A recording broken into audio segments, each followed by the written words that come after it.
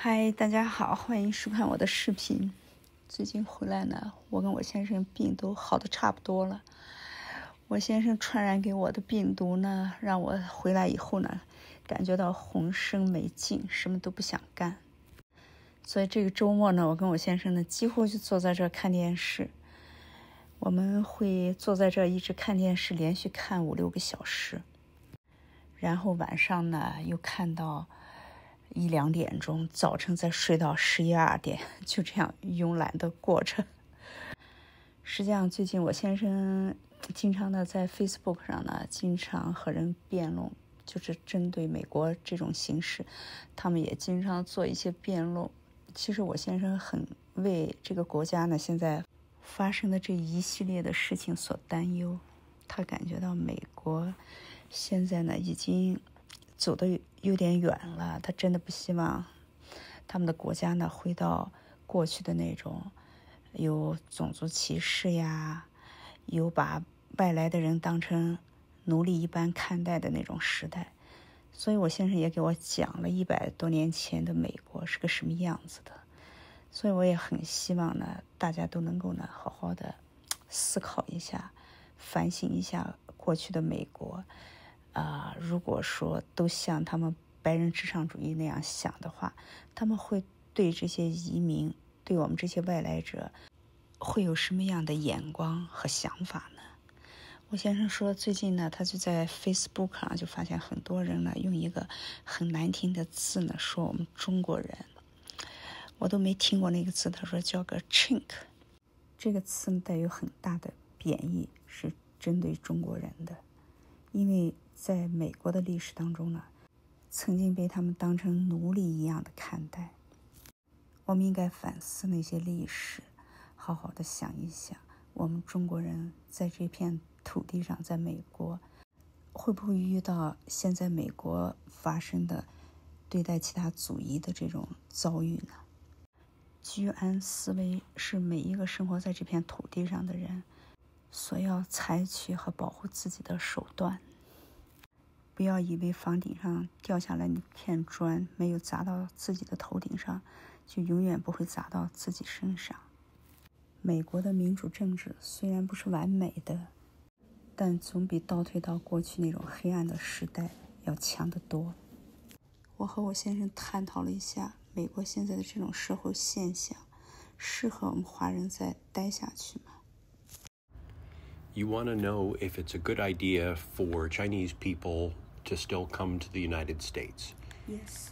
Let's take a minute and go back to the history of Chinese immigration to the United States. Back in the middle of the 1800s, the United States brought thousands and thousands of Chinese people here to build the railroads across the country. And this was horrible, backbreaking work. And these Chinese people were treated very badly in many, many cases, almost like slaves. Mm-hmm. Now, when the railroads were just about finished at the end of the 1800s, those thousands of Chinese people had no place to live and no place to work. And so most of them moved to the cities where there were factory jobs and other kinds of jobs that they could take. However, the people who were already there in those cities, people from all over Europe and other places, now found themselves competing for jobs with those Chinese people. And they didn't like it. And so in the early 1900s, we had a lot of anti-Chinese feeling among people in the United States. And the United States passed actual laws about immigration, restricting Chinese people much more than they restricted people from any other part of the world. Mm. And that sentiment continued right up into the middle of the 1900s. Of course, during World War II, the Americans were fighting the Japanese, but most Americans really didn't understand that Chinese and Japanese are two completely different societies, and that the Japanese were fighting and doing horrible things to the Chinese. And in fact, the Chinese could be considered allies against the Japanese during that time. Now, after World War II, things changed, and as the middle class in America grew tremendously, there were lots of jobs, and the Chinese became more and more accepted into society. And in the 1960s and 1970s, as I was growing up, I found really no anti-Chinese sentiment, although I'm sure some still existed in parts of the country.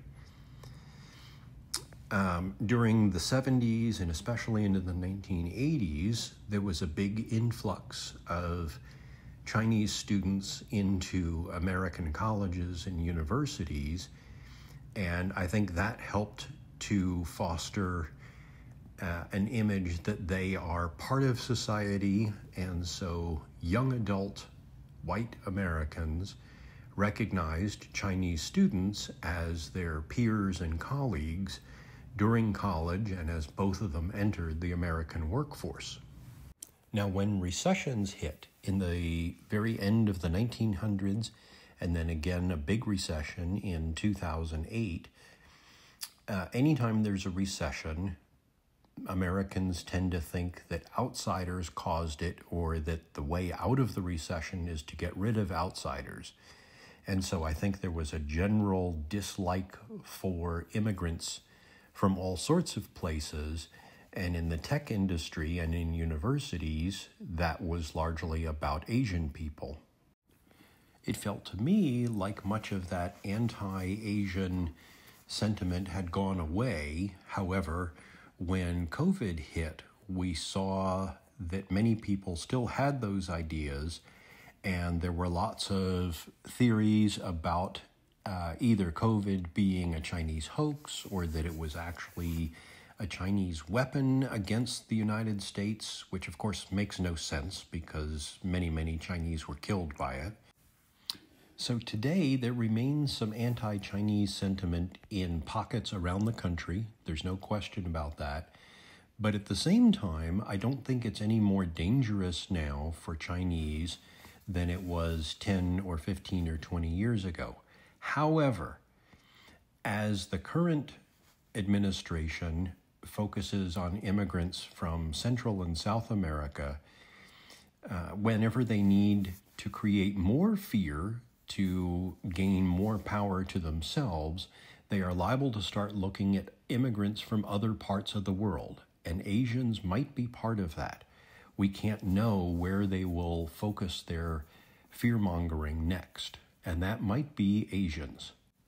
My strong hope and my belief is that Americans will see their way through this current administration and realize that fear-mongering is not the way to run a country, and that the immigrants that have always made this country better and stronger should still be welcomed, just as the poem at the bottom of the Statue of Liberty says. 我先生说的就是自由女神像下面的那个有名的诗句 Give me your tired, your poor, your hard-old masses, yearning to breathe free. 高举自由灯塔的女神是如何召唤的？她说的多好呀！把你们那些疲惫的、贫穷的、卷缩着渴望自由呼吸的群众交给我。